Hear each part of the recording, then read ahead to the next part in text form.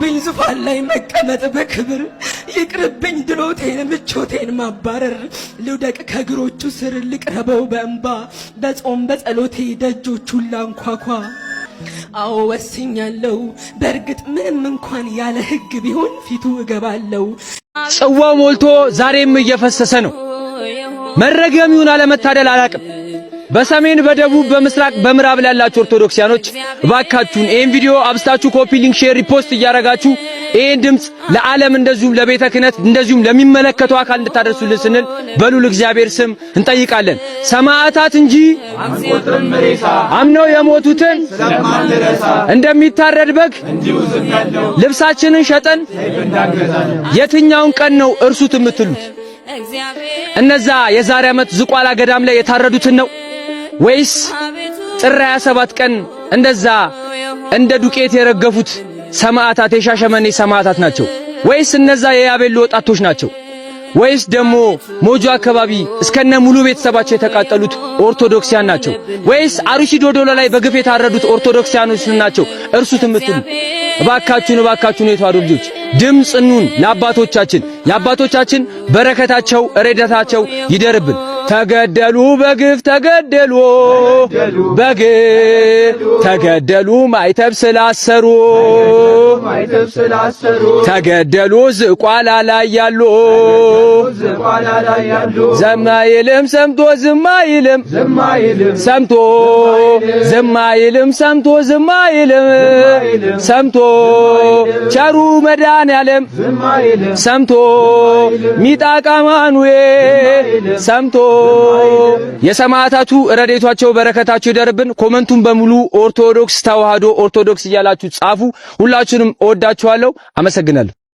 ሁላችሁም ይሄን ቪዲዮ የምታዩና ይሄ ቪዲዮ የሚደርሳችሁ ክርስቲያን እምነት ተከታዮች የሆናችሁ በሙሉ ሁላችሁም ይሄን ሼር እያደረጋችሁ ለአባቶቻችን ያለ ምክንያት ያለ ስራቸው የሚታረዱትና የሚገደሉትን አባቶቻችን ፍትህ እንጠይቅ። እየታረዱ እየተገደሉ እየተሰቃዩ ላሉት አባቶቻችን ድምጽ እንሆን።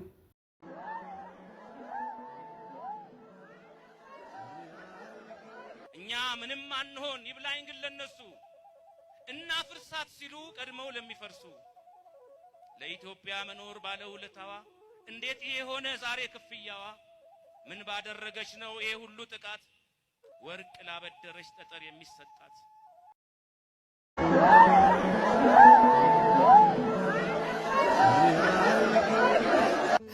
አየሁ ስልኬ ክፉ ሆነብኝ ዛሬ አየሁ ተመለከትኩ አባቶቼ ገዳም ዘግተው ለኛ ባለቀሱ 22 ዓመት 15 ዓመት 30 ዓመት በዘጉ አባቶቻችን አይናቸው ፈርጦ ጭንቅላታቸው ፈርሶ አየሁ በምን አይነት ሁኔታ ውስጥ አባቶች እንደሞቱ አየሁ እግዚአብሔር በቃ ይበለን አባቶቻችን ከሌሉ እኛ በምንድን ነው የምንጽናናው? ገዳማውያን ከሌሉ በምንድን ነው የምንበረታው? ለማን ነው አቤት የሚባለው? እግዚአብሔር ሆይ በቃችሁ በለን። የገዳም አባቶችን እንባ የገዳም አባቶችን ደም አስበን ማረን። እግዚአብሔር ሆይ በቸርነት ቀረበን። ወደ ማንም የምንጮህበት የለንም፣ ወደ አንተ ነው የምንጮህ። መኖር አቃተን፣ መኖር ደከመን፣ ሸሽተንም መኖር አንቻልንም። እግዚአብሔር ሆይ ቤትህን አንተ ታድግ፣ አባቶችን አንተ ጠብቅ። ላይናገሩ አባቶቻችን ዝም አሉ። እድሜያቸውን ሁሉ የሰጧት ቤተ ክርስቲያን ዛሬ ፊት ነሳቻቸው።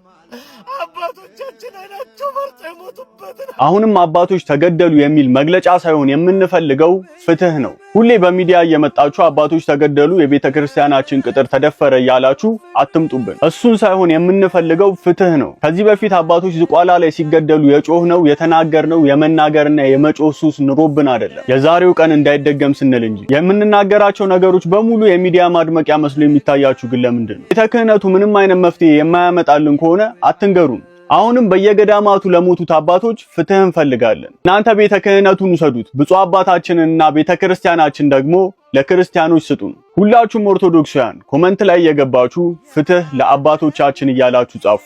ዝቋላ የደረሰው አደጋ እጅግ አደገኛ የሆነ አደጋ ነው። ምንም አይነት ከጸሎትና ከብህትውና በቀር ሌላ ነገር ያላደረጉ የማይባሉ አባቶች ናቸው በግፍ የተረሸኑት የተገደሉትና ይሄ በእውነቱ ጥብቅ የሆነ ጸሎትና ምህላ ለሀገራችን የሚገባ ነው። ሁላችንም በያለንበት ይሄ አስጊ የሆነ በጣም አስጊ የሆነ ድርጊት ነው የተፈጸመው። ምንም አይነት ይህን አሉ የሚባሉ ይህን አደረጉ የሚባሉ ይህን ተናገሩ የማይባሉ በሰላም በጸሎትና በአምልኮት የሚኖሩትን መነኮሳት እንደዚሁ በዚሁ አይነት መግደል ማለት እንደው የግፍ ግፍ ነው።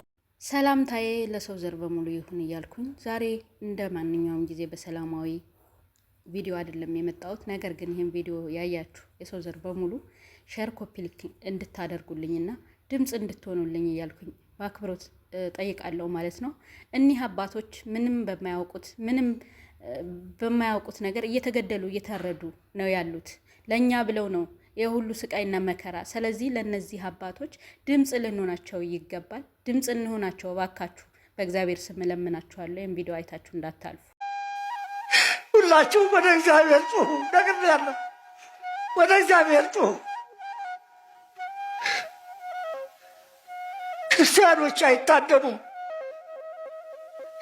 የክርስቲያን ደም የሚፈስባት አይደለችም ኢትዮጵያ። ገዳማውያን እየተረሸኑ ነው። ገዳማውያን እየታረዱ ነው። የአብነት ተማሪዎች እየተረሸኑ ነው። ገዳማት እየተዘጉ ነው። ይሄ ሩቅ አይደለም። ሀገር እግዚአብሔር ተብላ ሲነገርላት የኖረች ሕዝብ እግዚአብሔር ተብሎ ሲነገርልን የኖርን 24 ሰዓት እግዚአብሔር የሚመሰገንባት 24 ሰዓት ስብሐተ እግዚአብሔር የማይቋረጥባት ሀገራችን ኢትዮጵያ ዛሬ የደም መሬት እየሆነች ነው። 24 ሰዓት የእግዚአብሔር ምስጋና የማይቋረጥባቸው ገዳሞቻችን ዛሬ መከራ ላይ ነው ያሉት፣ ስቃይ ላይ ነው ያሉት። ክርስትና ዛሬ እየተሰደደች ነው። የደም ዋጋ እየከፈለች ነው። ሃይማኖታችሁን አስቡ። ዘላለም አንኖርም። ጨክኑ ክርስቲያኖች፣ ጽኑ በሃይማኖታችሁ። ሃይማኖታችሁን ጠብቁ። ክርስትናችሁን ጠብቁ። ታሪካችሁን ለልጆቻችሁ ንገሩ። ሃይማኖታችሁን ለልጆቻችሁ አስተምሩ። አስተምሯቸው፣ ንገሯቸው። 1000 ዘመን አንኖርም። ለዘላለምም በዚህ ምድር ላይ አንቀርም። እንሄዳለን። ሁላችንም እውነትን ይዘን ብንሄድ ይሻለናል። እውነትን ይዘን ብንጓዝ ይሻለናል። ሃይማኖታችንን ጠብቀን ብንጓዝ ይሻለናል። ራብ ችግር ያልበገራቸው አባቶቻችን በየገዳማቱ ለኛ ብለው እየተሰቃዩ ችግርን ተጋፍጠው ራብንም ተጋፍጠው በጸሎት አገራቸውንና ሕዝባቸውን በጸሎት ያቆዩ አባቶቻችን በግፍ እየተገደሉና እየታረዱ ይገኛሉ። ሁላችንም በቻልነው አቅም ሁላችንም ድምጽ ልንሆንና ድምጻችንን ልናሰማ ለእኒህ አባቶቻችን ፍትህ ልንጠይቅ ይገባናል። ሁላችንም ልንጮህ ይገባል። ምክንያቱም በሀገራችን ላይ የኦርቶዶክስን እምነት ተከታዮች እየታረዱ እየተገደሉ ነው ያሉት።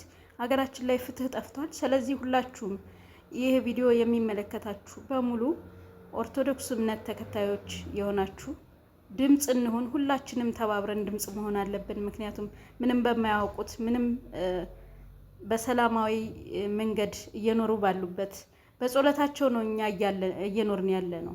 ለሀገር፣ ለወገን፣ ለቤተሰብ ለኛ ነው ይሄ ሁሉ ስቃይ ይሄ ሁሉ መከራ እየተቀበሉ ያሉት፣ በግፍ እየታረዱ እየተሰቃዩ ያሉት። ስለዚህ ድምጽ ልንሆናቸው ይገባል። ልንቆምላቸው፣ ልንጮህላቸው፣ አቤት ልንልላቸው ይገባል። ፍትህ ብናገኝ ሁላችንም ድምጽ እንሆን እላለሁኝ። ይህንን ቪዲዮ ስታዩ ሁላችሁም ይመለከታችኋል። ምክንያቱም ሰው የሆነ ፍጡር በሙሉ ይህን ቪዲዮ ሸር እንዲያደርገው በአክብሮት እጠይቃለሁ። ፍትህ ፍትህ ፍትህ ለዝቋላ አቦ ገዳም አባቶች ፍትህ ላለውኝ ሁላችንም ድምጽ እንሁን። ፍትህ ለአባቶቻችን፣ ፍትህ ያለ ምንም ምክንያት እየታረዱ እየተገደሉ ላሉት አባቶቻችን ፍትህ ላለው። ኦርቶዶክሳውያንን አንገት ያስደፋ ቅስም የሰበር ሐዘን ከወደ ዝቋላ አቦ አንድነት ገብረ መንፈስ ቅዱስ ገዳም ተሰምቷል። ባለፈው አርብ ዕለት ነበር። አንድ የበቁ አባት ተገለዋል። ሁለቱ ደግሞ ታግተው ይኑሩ ይሙቱ አልታወቀም።